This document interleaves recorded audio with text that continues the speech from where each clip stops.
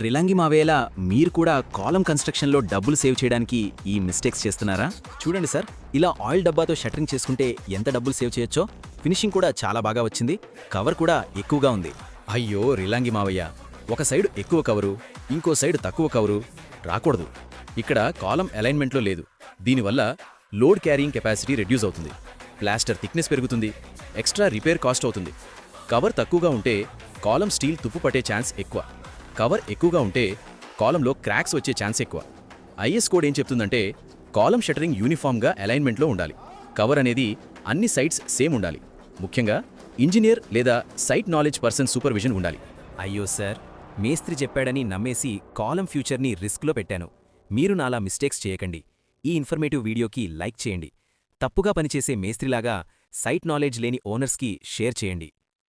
మీ doubts కమెంట్లో రాయండి. ఇంకా ఇలాంటి సైట్ నాలెడ్జ్ కోసం ఇంజనీర్ ఆన్ సైట్ ఛానల్ని సబ్స్క్రైబ్ చేయండి. మీరు సైట్ నాలెడ్జ్ పొందండి.